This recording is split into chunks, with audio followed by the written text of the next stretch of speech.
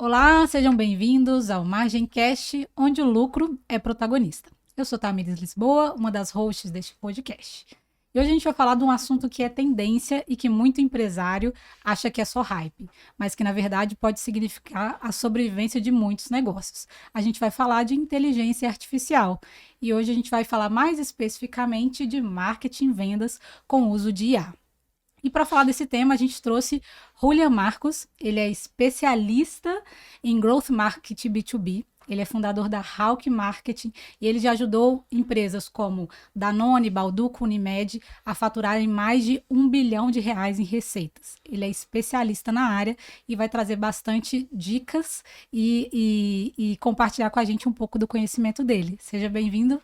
Obrigado, Seja bem-vindo ao nosso podcast. obrigado pelo convite, pessoal. Conheci o Julian lá na Super, né? Isso. Primeira vez que a gente se encontrou. E aí eu falei, cara, a galera aqui é fora da curva. Eu me lembro que quando eu começava as conversas de IA, o Julian tava lá no meio, assim.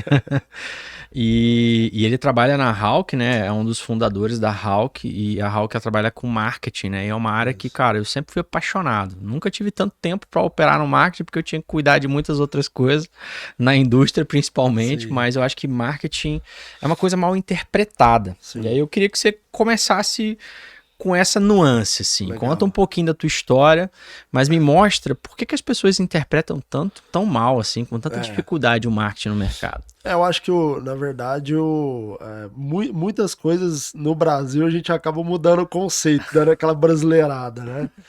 Mas, cara, minha história com marketing começou há muito tempo. Em 2005, primeiro ano de faculdade, foi quando eu fundei minha primeira agência. Tinha 18 anos, então tem 20 e poucos anos aí já. E a gente fazia lá aquela publicidade tradicional, né? O outdoor, o teaser né? O rádio, né? O anúncio de revista, panfleto, cartão de visita, eram essas coisas. E ali era publicidade mesmo, né? Mas eu sempre gostei muito, e até na faculdade eu gostava muito da matéria de marketing, que interessante isso, né? Porque o conceito de marketing, né? Muita gente confunde, associa marketing à publicidade, à propaganda, à divulgação, e marketing está muito associado a uma questão mercadológica, né? Que é a definição de preço, estratégia de produto, como que você vai distribuir esse produto, e aí a propaganda é um pedacinho do marketing, né? E a gente as pessoas acabam misturando esse conceito e tratando o marketing como só a parte de divulgação, que digamos que é a pontinha do iceberg. Sim.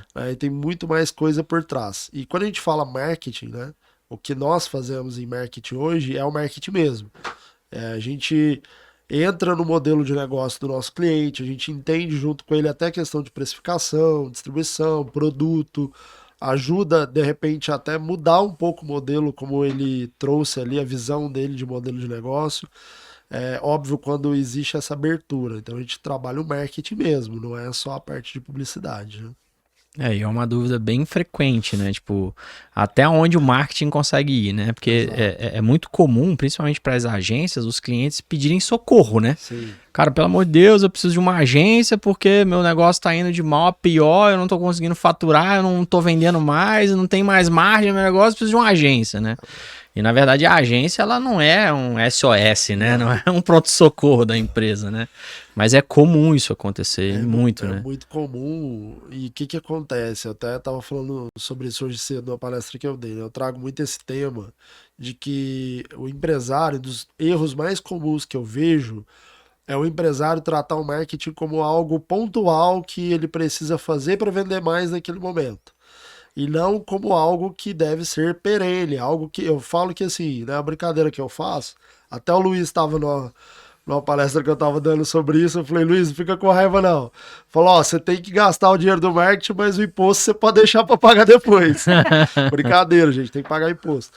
Mas eu falo que assim, o marketing é igual ao aluguel, ele é igual ao salário do funcionário, ele é algo que você tem que estar previsto no seu planejamento. Sim. E é muito, muito comum em pequenas, médias e grandes empresas o pessoal querer investir em marketing só quando precisa. Ah, as vendas estão ruins, vamos fazer marketing. Ah, eu preciso vender mais, vamos fazer marketing. Não, é algo que você tem que planejar longo prazo, tem que já estar no seu planejamento e definiu aquele orçamento para marketing, acabou, você não vai parar. Sim. E as empresas erram muito nisso e muito no fato de faz, não deu certo, para. Faz, não deu certo, para. E aí não tem uma constância, uma consistência, né? E aí a curva de aprendizado é impactada, né? Totalmente. Cara, e o que eu acho interessante do que você tá falando é que eu já vi isso acontecer em empresa grande, cara. Sim. Uma vez eu participei de uma estratégia de marketing de um lançamento imobiliário de algumas centenas de milhões de reais e eu tava lá numa mesa com boa parte do PIB de Uberlândia, aqueles grandes tomadores de decisão da cidade, grandes empresários, representavam um fundo muito poderoso. E os caras simplesmente não planejavam, cara, no lançamento imobiliário, colocar fundo de marketing, cara. Aí os caras chegaram pra mim e falaram assim, tá, mas você vai precisar de quanto? Eu falei, não, calma aí, deixa eu ver se eu tô entendendo. Eu é que vou dizer o quanto que eu vou precisar, não é vocês que vão me dar um budget, né? Então, tipo, se a gente vê, cara, não tem previsão de nada, não tem um planejamento, uma avenida de futuro ali, né? Ó, aqui a gente vai fazer dessa forma, aqui vai colocar tanto, aqui X, Y, Z. E a gente tá falando de empreendimentos aí de 2, 3 milhões de reais, não faz o menor sentido.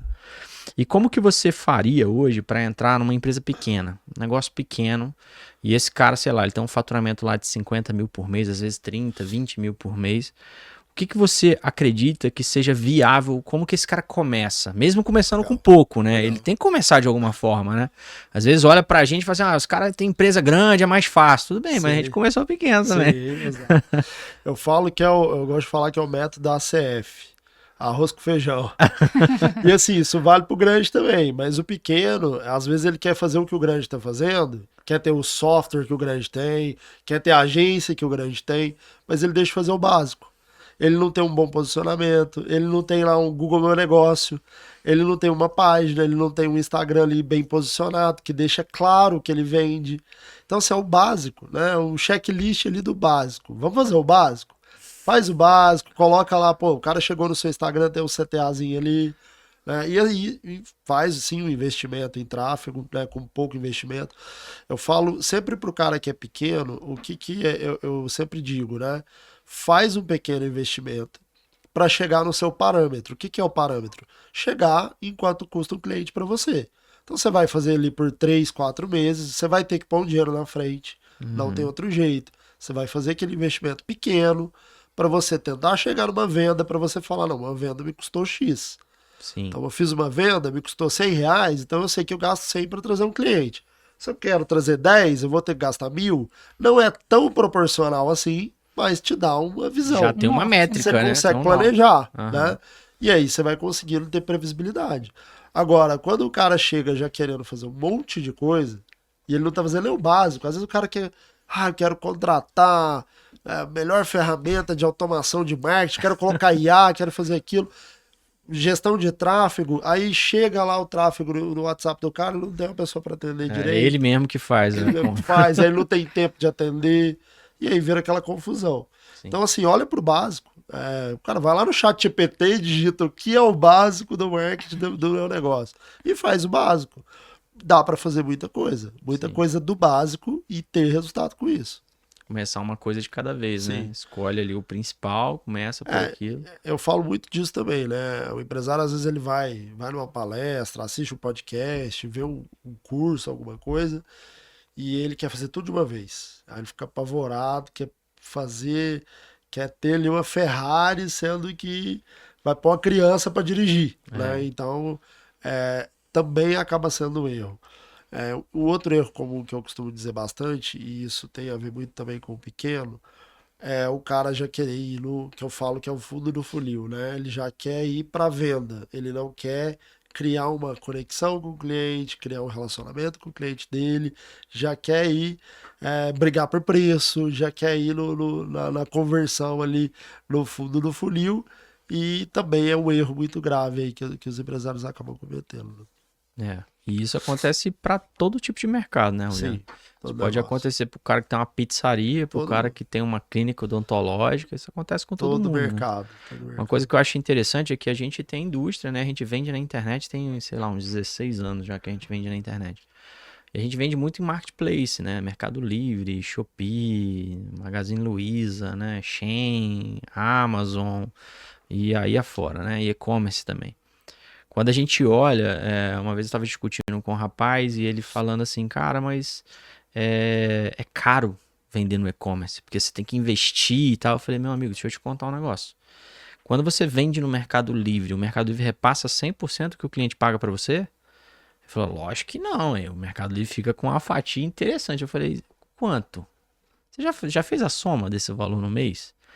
Nessa época, o nosso custo de mercadoria vendida naquela plataforma já estava em quase 35%. Nossa, Então, pô, se tu vende 100 mil no mês, cara, 35 muita mil coisa. fica lá. Mas se eu falo pro cara que ele tem que colocar 35 mil no travo, o cara surta. O cara pira ali, ele fala, Exato. nossa, mas é dinheiro demais. Só que às vezes a tua margem de contribuição, Sim, colocando 35 mil na frente, é muito maior do que se você ficar pagando o custo de vender no Mercado Livre. Eu exato. vejo que você tá aí no iFood aí, né? Vende hambúrguer no iFood. Às vezes você tá vendendo um hambúrguer por R$30, tá sobrando 20 conto pra você. Cara, mas e se você colocasse 10 conto em marketing, será que você não conseguiria Sim. ser alcançado por 5 pessoas que tá interessado em comer um hambúrguer naquele momento? É, aquela história, a lei do esforço ali, né? Às vezes, quando você começa no Mercado Livre, você vai pagar mais, você tá comprando tempo, vamos dizer assim. Mas você se estrutura para depois você ter o seu próprio canal e ter uma margem melhor. Uma estratégia, né? Mas é bem isso que você falou. Você falar pro cara que ele tem que investir isso, Ele surta. Ele acha que não vale, que é loucura, que fica com receio de fazer esse tipo de investimento, né? Uma vez eu conversei com o dono de uma rede de clínicas e ele falou assim, cara, eu quero vender mais. Eu falei, beleza, você tá disposto a investir quanto? Depende de quanto eu vender. Eu falei, uai, mas você acha que a venda vai fazer o quê? Vai cair do céu pra É. você? Você nasceu mais bonito hoje, né? Não, filho, você vai ter que colocar grana, vai ter que investir, vai ter que Construir medir o uma teu base, ROI, né? o teu CAC, vai ter que medir LTV. Tem gente que fala que isso é só pra empresa de tecnologia, né? É só pra quem vende assinatura. Não, É recorrência, só quem tem MRR. veio da recorrência, mas serve para tudo, né, Serve pra cara? tudo, E cara. o e-commerce ele tem muito disso, né? A gente vê que o e-commerce ele tem muito, às vezes, você perder na primeira venda para ganhar nas próximas, né? E aí acaba que você o seu CAC fica ali negativo para você garantir o LTV.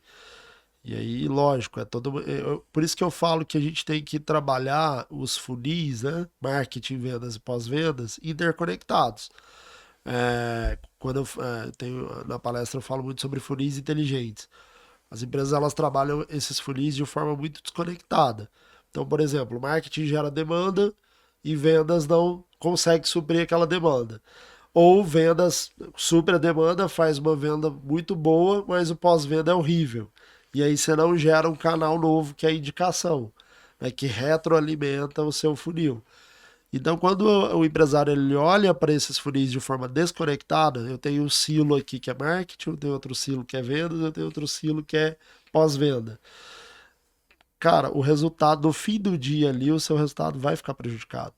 Porque você não vai gerar indicação, você vai ter uma quebra de expectativa ali na entrega, ou você vai ter uma quebra de expectativa na venda mesmo, né? Trazendo ali para o empresário pequeno. Às vezes o cara vai lá, divulga, faz o marketing, faz todo o negócio, você citou, hamburgueria, pizzaria. Aí quando vai comprar o produto, é mal atendido, demora a entregar, chega com problema, e aí a pessoa não compra de novo. Aí o marketing não dá certo, mas o marketing tá só tentando trazer cliente novo, porque o cara que te compra ele não volta. Tá Então perdendo. essa conta não vai fechar, né? Que aí é o LTV, né? O LTV Sim. não vai fechar.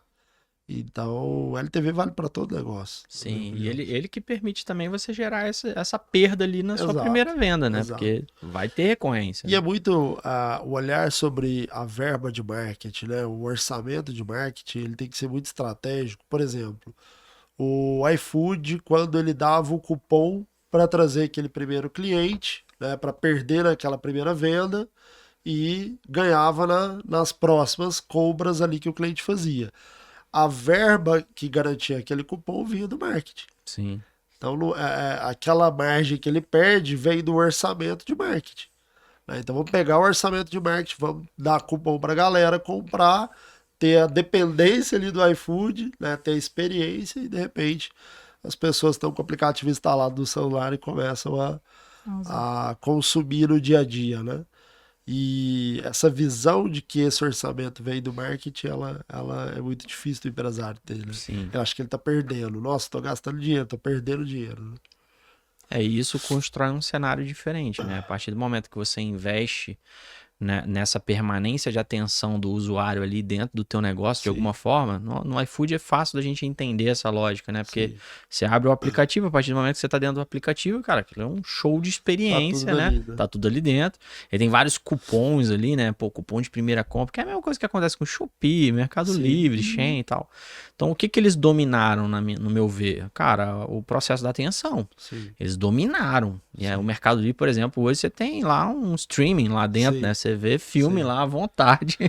A aquela- pessoa tem os clipes ali, igual os Tudo. stories, né? E vai direto pro produto, você dá um Sim. clique, o trem venda lá através de live, né? Sim. Então, o mercado ele vem mudando, né, Julia? Vem. Se você for parar para pensar hoje, qual que é o teu maior aprendizado hoje na Hawk ou na tua vida, na tua carreira? Como que você vê a maior mudança de consumo que você acredita que a tecnologia vem trazendo? Cara, eu acho que ela traz o cliente para o centro no seguinte sentido. Eu faço muito esse paralelo, que a gente teve um período que a gente atendeu muito o mercado de concessionária de carro, né? E o cara, quando ele ia comprar um carro antigamente, ele ia comprar um carro, ele viu o anúncio na revista, você via lá um carro, achava bonito, via ali o design, né? Ou você via aquele anúncio no Jornal Nacional de 30 segundos, um clipe mó bonito, passava o carro, via a família ali, né? A Fiat fazia muito isso, né? Aquelas musiquinhas e tal, chamava a atenção de criança. Mas você tinha que ir até a concessionária para o vendedor te falar sobre o carro. Sim. E aí o vendedor é quem te nutria de informação. Ele ia falar as características do carro, você ia andar no carro, você ia entrar no carro e tal. Hoje, o cliente ele chega na concessionária, por exemplo, sabendo mais do que o vendedor. Verdade. Porque ele entra no YouTube, ele vê o review, ele vê o comparativo, ele vê um monte de gente reclamando do carro, reclame aqui, ele vê o cara falando bem do carro no TikTok, ele vê o meme falando mal do carro. Então, assim, ele é bombardeado de informações e ele sabe tudo. Ele sabe o problema que o carro dá, ele sabe se o carro realmente consome aquilo ou não. Antes ele sabia pela 4 rodas, agora Sim. ele sabe de verdade, né? Então, com isso, você transfere o que o vendedor tinha de domínio para a mão do cliente. E aí a venda ela se torna mais complicada, né? Porque o cliente ele já chega bastante nutrido ali das características de todo o produto. Você citou o Mercado Livre. Até pouco tempo atrás, e eu sou muito esse usuário que gosta de ver o vídeo do produto, então eu vi o produto no Mercado Livre, o que eu fazia? Eu pegava o nome do produto e jogava no YouTube.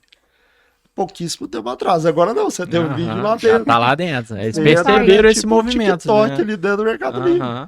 E eu já vi dados do Mercado Livre sobre o quanto converte mais esses produtos que tem os vídeos. Porque mostram, né, a pessoa usando e tudo mais.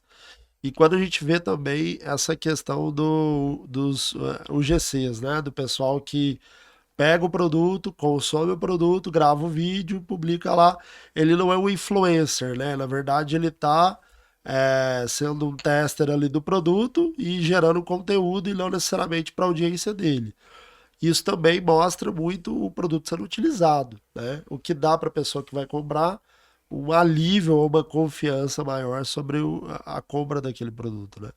E antes não, a gente tinha que ficar lá no site olhando característica, tentando entender como é que ia ser tabela aquilo, ali, né?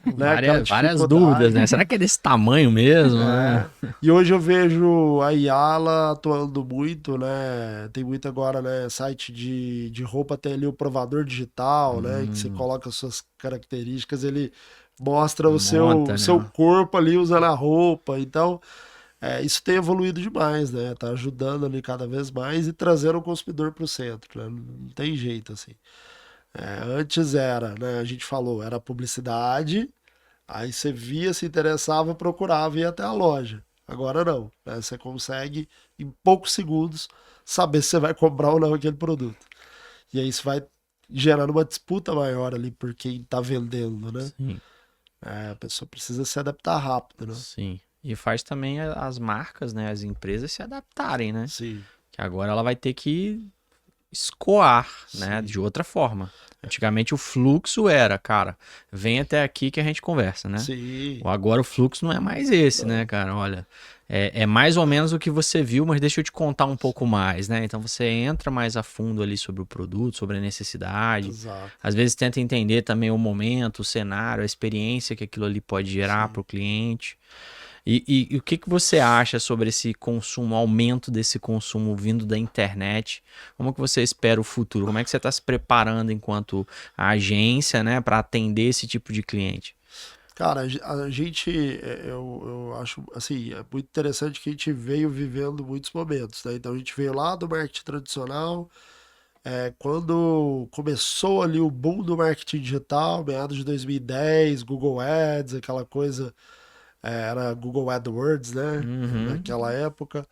A gente veio, né, ali como agência de marketing digital, né, sofreu todo aquele processo de mudança. A gente viu o mercado tradicional de agência, as agências que não se adaptavam saindo do mercado, e agora a gente vê a IA, né? E aí a IA começou muito forte ali em 2023, né, que o ChatGPT ele acabou popularizando bastante. E muita gente falava que vai acabar, meu Deus, é o fim do mundo.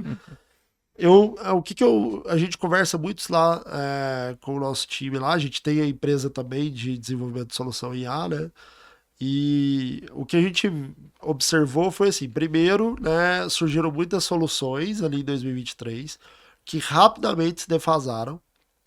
Cara, coisa de um ano, ferramentas que foram lançadas ali que eram disruptivas deixaram de existir. Então, assim, é um mercado que ele tá mudando rápido. Uhum. E a outra coisa que a gente percebe é que, assim, veio aquela euforia da IA e agora parece que tá dando uma normalizada, as coisas não são bem assim como as pessoas falavam. A gente tá vendo muita empresa com dificuldade de implementar. Tem muito também, né, aquele choque e isso a gente vê lá dentro, né? O cara, quando ele é desenvolvedor, ele tem uma dificuldade de aceitar a IA. E aí eu vejo os caras que são mais criativos se dando melhor com a IA, o cara de processo. O cara de processo, ele se dá muito bem. Porque eu acho que a IA ela ajuda muito a melhorar e otimizar processos. E aí o Uhum. desenvolvedor, ele tá muito naquela coisa do código, ele tá meio naquela, pô, esse negócio aqui, eu não sei se eu confio. E a briga até que a gente tem muito, né? Briga no bom sentido é de, galera, vamos acelerar, vamos usar a IA porque é mais rápido, eu consigo produzir muito mais com muito menos tempo. Então, assim, eu vejo que o mercado está transformando muito rápido, vai transformar muito mais. A gente vai ver o comportamento que a gente tem ali, recente até, né? De usar o Google como buscador. Isso vai Vai mudar mudar. bastante, né? O Google já está fazendo o teste ele jogando direto na IA. Uhum. Então isso vai dar uma mexida grande no mercado. Porque, cara, imagina, viver o Google como ele era, né? Aham. A gente já tá. E assim, cara, foi um tempo tão curto, né? Muito rápido, Foi né? muito rápido. Muito rápido. Vamos falar aí, 10 anos. O negócio já. A geração Z já não usa o Google mais. Pessoal, cara, eu não consigo me imaginar pesquisando no TikTok. Eu também E não. os caras usam o TikTok. Pra Fala, pesquisar. não, eu só pesquiso no TikTok. Fala, como assim? Não, restaurante, tudo só no TikTok. Então, assim, muda muito o comportamento e a gente tem que se adaptar rápido, né? A gente tem que trazer a galera jovem também para ajudar, porque chegou a hora que vai dando um nó na cabeça. Então a gente precisa estar acompanhando esse processo aí. Isso acontece muito com a gente, cara. Eu tava olhando os números do Mercado Livre, né? A gente tem muitos dados, muita informação. E aí eu fui olhar ali ao longo dos últimos 3 anos ali nas nossas contas de Mercado Livre. E, cara, pra mim foi muito perceptível nos dados, né? Nas nossas senoides de movimento de mercado ali, quando o Mercado Livre pivotou e transacionou essa nova modalidade de clips dentro da plataforma. Sim, Quando ele fez isso, a primeira coisa que aconteceu é que, cara, como que as pessoas achavam anúncios no Mercado Livre? Pesquisa. Não sim, tinha uma outra forma, né? É lógico, tem todo o tráfego e tal, Google e tal, palavra-chave, o próprio Google Shopping. Mas quando o cara tava no Mercado Livre, ele achar um determinado produto, ele fazia uma pesquisa. E aí tinha todo o ranqueamento do sim, Mercado Livre, lógico, tinha ali os patrocinados internos e tal. sim. Quando ele colocou vídeo, cara, aquilo mudou completamente a realidade. Então, o ponto de entrada do usuário já não era mais a pesquisa. O ponto de entrada era rodar o vídeo ali, irmão, o feed. E esse feed, ele tem uma leitura de histórico do cara, né? Que é igual o Instagram, TikTok e tal. E aí, cara, esses dias eu fui olhar aquilo e mexendo assim, né? Falei, gente, mas muda tudo, muda o jogo completamente. E a gente vê isso nos números dos anúncios que não estão com clips. Aí vira uma espécie de entretenimento, né? Exato, cara, impressionante. Ali, Tanto que esses dias até um rapaz tava falando pra mim, cara, que sentido faz o Mercado Livre colocar um streaming dentro? Aí eu falei assim, você já assistiu? Aí ele falou assim, não. Eu falei, então assiste, filho. Você vai ver o tanto de propaganda que tem lá dentro. Faz todo sentido. Ué. E você mantém o cara mais tempo usando o aplicativo. Exato, hein? Ali é serviço de bancos, estão trazendo tudo para lá. É aquele conceito de super app da China, né? A China tem muito isso, né? Os super apps. O cara entra no aplicativo, ele tem tudo que ele precisa. Ele paga a conta, ele vive ali dentro, recebe, faz tudo ali, né? E eu acho que as empresas estão caminhando para isso. O Nubank está fazendo isso, Mercado Livre. Várias empresas estão indo por esse caminho aí. Que massa, cara. E aí? E aí, falando do modelo atual, né, de tráfego, de agências, né, você falou um pouco da história, né, de como você foi vendo muitos negócios ficarem pelo meio do caminho com essa mudança, né, e você acha que esse modelo, né, de tráfego pago das agências, ele tem prazo de validade, né, a gente fica escutando ali as tendências, falando, não, a IA já vai filtrar tudo e a gente já vai ter as informações já prontas, né. Qual que é a sua avaliação sobre isso? Ó, eu já falo isso há algum tempo, que o gestor de tráfego, né, que é esse termo que foi o Sobral que cunhou esse termo, a gente falava que era o cara de mídia, né? Aí mudou para gestor de tráfego. O gestor de tráfego, aquele apertador de botões, aquele cara vai acabar assim, aquele eu acho que já até acabou, a gente não tem esse cara lá dentro mais. O cara de plataforma, de, né, saber apertar os botões ali. Por quê? Porque o gestor de tráfego hoje, ele tem que ser um profissional, e a gente já vai muito para um nome um pouco diferente, que é o gestor de receita. Ele tem que entender de marketing e vendas. Eu brinco muito com os meninos lá, a gente tem até uma frasezinha gravada lá, agora no escritório novo eu vou botar na parede, que eu falo que assim, gerar lead é só o começo. Porque às vezes o gestor de tráfego ele tinha muito aquela cabeça de que a gente trabalha muito no B2B, gera muito lead, né? Então ele pensava assim, não, gerei o lead, fiz minha parte. E não, você só fez o começo. Tem muita coisa ainda agora, né? Que é acompanhar isso. O que está acontecendo com esse lead? Ele chegou até o pré-vendedor, ele foi qualificado, ele foi para o comercial, ele virou venda. Esse cara veio de qual canal, qual foi o tempo de resposta ali do pré-vendedor. Então a gente precisa analisar melhor os dados ali do processo como um todo. E esse gestor de tráfego ele precisa entender de negócio. Cada vez mais ele precisa ser um cara que entende de business. E não só de operar a ferramentinha, porque isso vai ter IA que vai fazer sozinho mesmo. A Meta comprou agora o Manus, né? A gente já usava bastante o Manus lá, usa ainda. É uma ferramenta que ajuda muito em muitas situações, e agora você conecta ela na Meta, ela gera insights absurdos ali. Em muito pouco tempo, o Mark Zuckerberg ele falou, né, que ele vai querer chegar no nível que você praticamente fala, olha, eu quero mais clientes, e aí ele traz os clientes para você. Então não vai demorar a chegar nisso. Eu tenho uma desconfiança sobre a Meta, porque as coisas da Meta não funcionam muito bem. Isso aí é padrão, né? Sim. A gente sabe que é uma plataforma que ela foi copiada no Google Ads, muito mal copiada, e desde então ela sempre deu problema. Mas vai chegar lá, os caras estão investindo muita grana. É uma guerra que está acontecendo nas empresas hoje. Então esse gestor de tráfego aí, como ele era, ele não vai ter mais. Então o nosso gestor lá hoje, ele é um cara que entende de design, ele entende de copy, ele entende de negócio. A gente faz a galera estudar muito sobre negócio.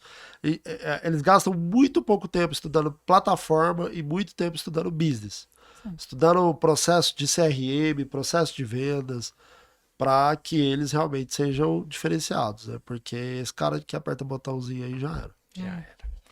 E falando um pouco mais da aplicação da inteligência artificial dentro do que você conhece de mercado, dentro dos seus clientes. O que que tem mais se usado hoje dentro do seu processo com o uso da AI que, assim, mudou o Legal. jogo? Ó, vamos falar assim, de prática mesmo, né? A construção de página, por exemplo. Antigamente a gente fazia no código, então demorava um mês para fazer uma página. Tinha que fazer o design, a arquitetura de informação, aí para o programador, às vezes até mais. Falei um mês, mas era mais. Eu já tive software house que desenvolvia site.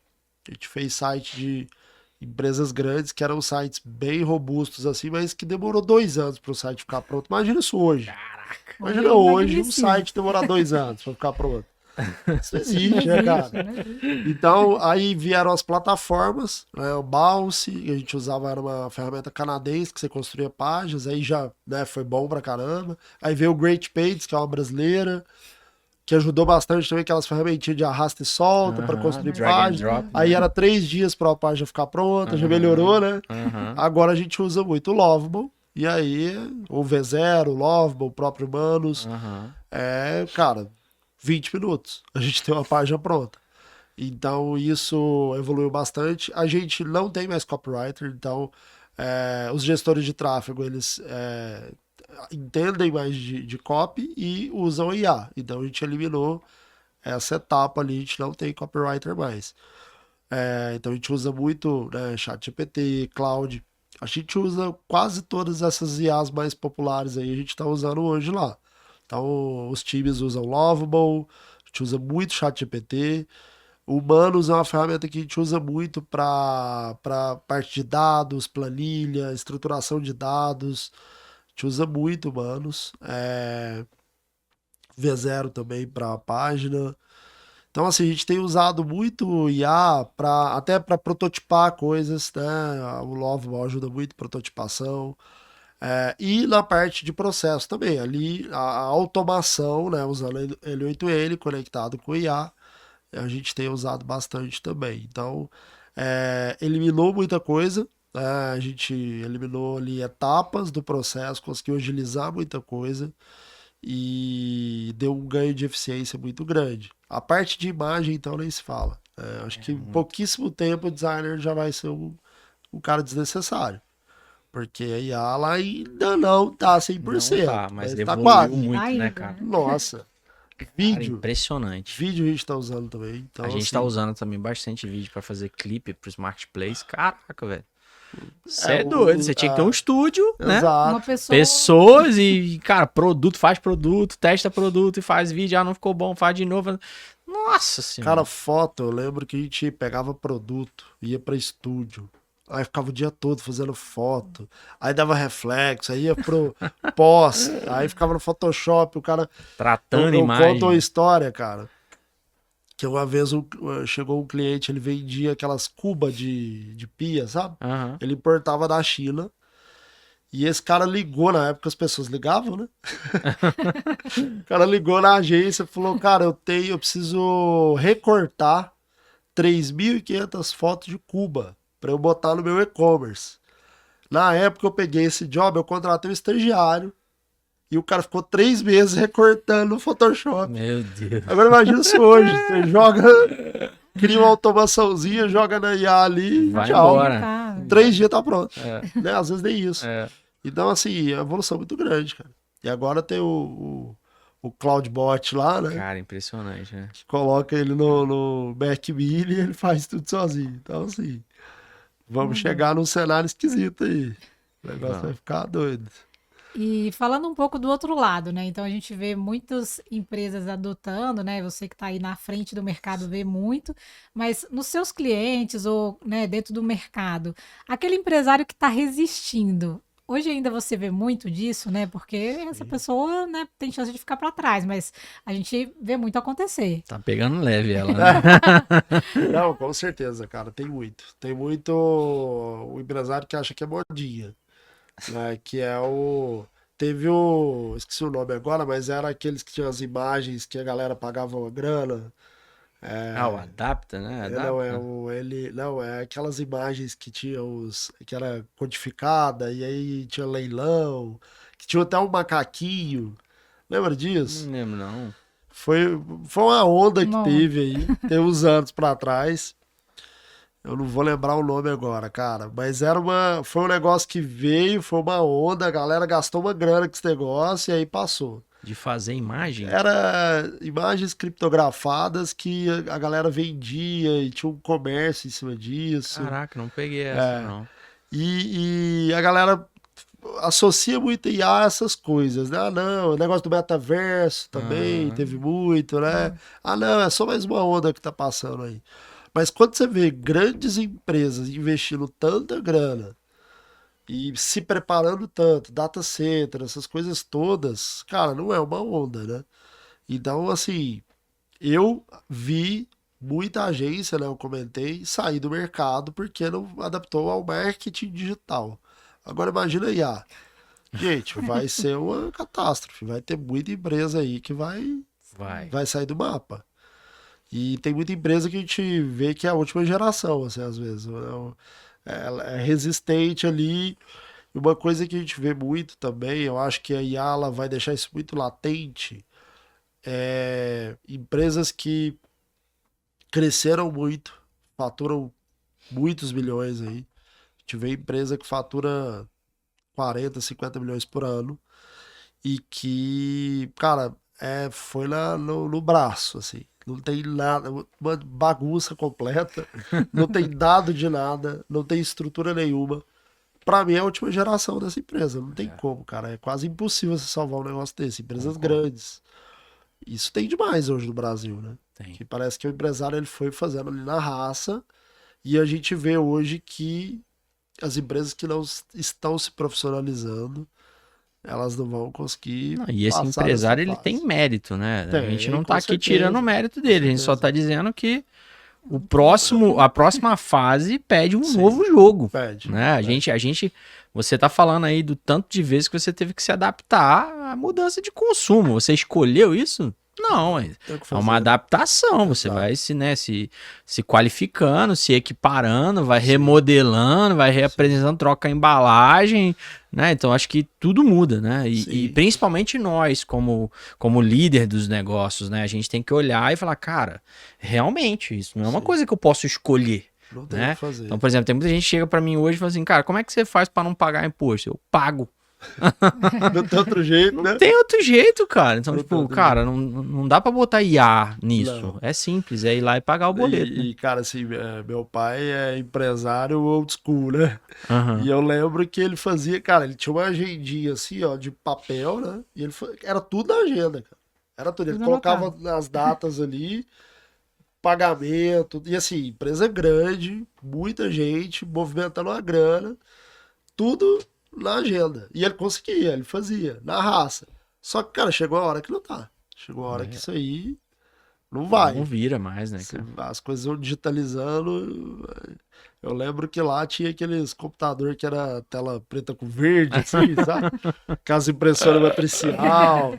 Nossa! Os negócios A meio. maior parte da galera nem sabe o que é isso. Não, É, não gente, sabe. você dá um Google aí, né? Vai no modo IA Fax. do Google, né? Dá um Fax, cara. fax. Meu pai, os vendedores passavam pedido por fax. Eu lembro do barulho, cara, Era. desses Era aparelhos. legal. E Na época que a assim, conexão de internet era de escada, né? É, Nossa. não, o negócio era diferenciado. E assim, tem que adaptar, cara, não tem outro jeito, é o que você falou. Tem que. Não é uma opção, né? Não é opcional, né? Tem que adaptar mesmo. Sim. E você falou aí da integração, né, dos funis inteligentes. Nesse casamento, né, entre marketing, vendas, pós-venda, como que você vê o papel do vendedor com a utilização da IA dentro dos negócios hoje? Legal. O vendedor, eu acho que assim, ele também tem que se adaptar bastante. O vendedor em si é uma função que eu acredito que ainda vai ter vida longa. Vai demorar a ser substituído. O pré-vendedor já tem muita gente substituindo, mas o vendedor vai demorar. Mas ele tem. O mercado vai se tornar cada vez mais competitivo e ele tem que usar da IA para estar à frente.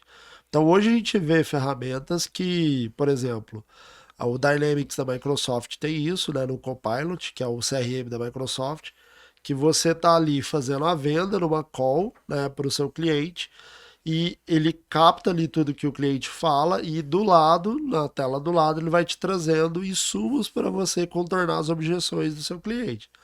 Por exemplo, se o cliente fala de um concorrente, ele traz uma quebra de objeção ali.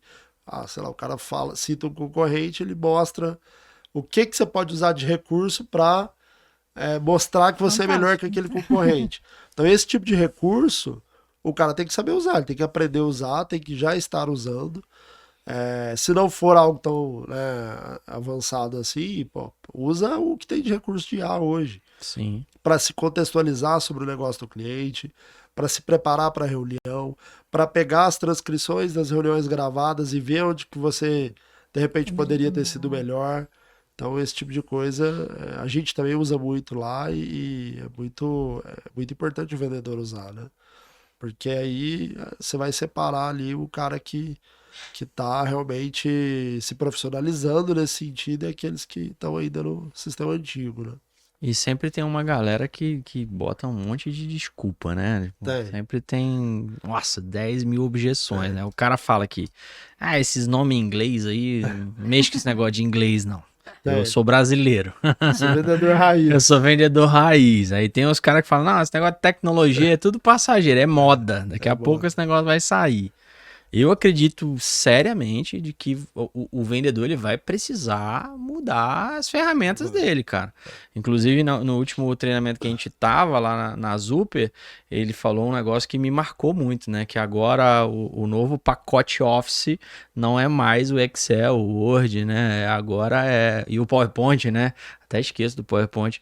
Hoje o novo pacote Office são as IA, né, cara? O ChatGPT, é o Lovable, é o Gama, é a Manus. Cara, 1 milhão de possibilidades para você utilizar, né? E é isso, né? O cara ele tem que estar aprendendo a usar isso o tempo todo. O aprendizado tem que ser contínuo. Não pode ser... E você citou o pacote Office, né? Você aprendia o pacote Office, né? Antes do pacote Office tinha datilografia lá, né? Digitação, pacote Office. Você aprendia e ficava com aquilo ali, 10 anos. Aprendi a mexer no Excel, era 10 anos.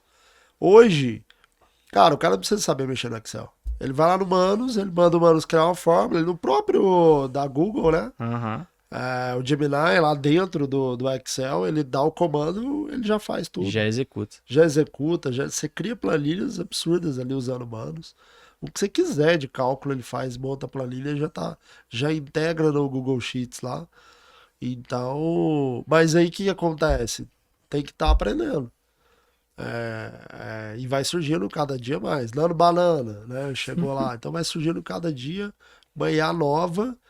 E, cara, eu vou te falar, eu sou entusiasta, mas eu tô perdendo um pouco a mão. Porque toda hora uma coisa nova eu não tô conseguindo mais. Não dá pra acompanhar. Né? Dá. Eu tenho uma palestra que eu falo de IA, né? Aí até hoje eu ia lá, fui dar uma palestra lá na Sala Nossa Terra lá. Aí eu falei, cara, minha palestra tá completamente desatualizada. E tem, assim, alguns meses. É muito rápido. Vou ter que fazer tudo de novo. Vou ter que estudar, me atualizar e fazer tudo de novo, porque passou. Já perdeu o sentido falar dessas coisas. Porque é muito rápido, cara. E se você pudesse dar um conselho, assim, pro pequeno empreendedor, ou pra quem tá começando, ou pra quem tá grande, já tem muito tempo e, cara, vai precisar virar a mesa, ele vai precisar fazer essa pivotada. Qual o conselho que você daria para essa pessoa no uso da IA dentro da empresa para que ela seja mais estratégica também na escolha da agência que ela vai trabalhar, né? Ela parar de delegar essa responsabilidade e fazer isso da forma correta. E qual seria esse conselho? Eu acho que assim, a IA ela tem que ser vista pelo empresário como uma habilidade de negócio, assim como contabilidade, financeiro, contratação. Acho que o primeiro ponto é esse, porque o empresário ele tende a entender que IA é tecnologia, então é para o time de tecnologia. E não é. Então, o primeiro ponto é esse, ele tem que disruptar isso na cabeça dele, que IA é ferramenta de negócio, uma habilidade de negócio. Então, o empresário que não sabe IA ele é igual ao empresário que não sabe finanças. O cara precisa ter aquele básico ali, precisa aprender isso. E então ele precisa entender o contexto de IA como habilidade de negócio. Ele precisa saber operar a ferramenta no detalhe, não, mas ele precisa entender que é uma habilidade de negócio. Entendido isso, eu acho que ele precisa sim, de repente, usar a própria IA, e aí o ChatGPT é excelente para isso, para estudar, para, né, imergir nesse universo. E eu vejo muito, assim, principalmente quando a gente está falando desse empresário raiz ali, que ele é um cara muito executor. Mas ele não é um cara que vai querer ficar assistindo um vídeo, lendo um livro para aprender sobre algo. Então, bota a mão na massa. Pega ali e começa a fazer algo. E é engraçado, cara, que tem muito. A gente vê muita gente, assim, muito empresário até mais sênior, né? O cara mais experiente, mais de idade e tal, que tá lá montando automação lá no 8N. E é engraçado que é um cara que era averso à tecnologia, mas ele aprendeu a mexer com automação. Então Tá isso é reconhecendo, interessante, né, tá essa reconhecendo. necessidade, né? Mas o principal para mim é isso, é ele parar de olhar como uma ferramenta de tecnologia e olhar como uma habilidade de negócio. Legal. Excelente. E, bom, pessoal, a gente está chegando aí no encerramento do nosso episódio. E uma pergunta que a gente sempre faz para os nossos convidados é, na sua ótica, né, de marketing e vendas. Para você, uma empresa lucrativa é aquela que? Ixi. Empresa lucrativa é uma empresa que o dono ele tem visão de dados. Ele não age por achismo, por emoção, por impulso. Ele consegue olhar para os números e tomar decisão a partir deles. Excelente. Legal. Acho que é isso. Bom. Acho que foi o melhor de todos. Foi bem incisivo, bem direto, né? Direto ao Boa. ponto. Aí. Pessoal, é isso. Foi um prazer estar aqui com vocês. Nesse episódio a gente aprendeu bastante coisa interessante. Vamos Mas dar um uma das presente. coisas que a gente quer fazer, né, é trazer o presente aqui pro Julian. Ó, O nosso, sim. a nossa A gente tem homenagem. a nossa, Ah, pra que você legal. lembrar da gente, a nossa caneca. Que legal. E a gente também tem um quadro, Ó. que eu acho que fala um pouquinho de você. Caramba, que legal. Que massa. E espero que você goste. A gente Show. agradece muito a sua presença, por ter dividido com a gente o seu conhecimento. Acho que teve vários insights aí importantes. E obrigada Obrigado, eu por que ter agradeço. participado. Agradeço vocês pelo convite aí. Foi um papo muito legal. Muito Foi bacana. massa. E o Margem Cash é isso, né, pessoal? É honestidade, é clareza, né? É pessoas reais que têm negócios reais e que vivem aqui o jogo da vida real, né? É Não isso tem aí. esse negócio de achismo e de provocações rasas, né? Aqui é na faca na caveira mesmo. Cara, Boa. impressionante o quanto que a gente pode extrair de podcast como esse, né? Eu tenho certeza que aqui entre nós três e várias pessoas que estão aí afora, de vez em quando são marcados por pequenos momentos num conteúdo como esse. Às vezes num áudio, né? O cara tá lá na academia, tá ouvindo ali no Spotify. Às vezes o cara tá assistindo no YouTube, ele não tá conseguindo dar atenção pro vídeo, mas ele tá prestando atenção. E às vezes fica aquela sementinha, né? E essa sementinha vai lá e Desperta algo. dá uma despertada no Sim. cara, né? E o cara começa a olhar pro negócio dele de outra forma. E é isso que a gente quer aqui no Margem Cash. A gente quer que você reflita. E às vezes você vai precisar pegar o seu plano B e transformar ele em plano A. Às vezes a IA é um caminho para você, né? Às vezes o network é um caminho para você. Às vezes se colocar em mais mesas, em mais rodas de negócio. Então a gente quer que você tenha essa reflexão desse lado daí da tela. Um abraço para vocês e até a próxima.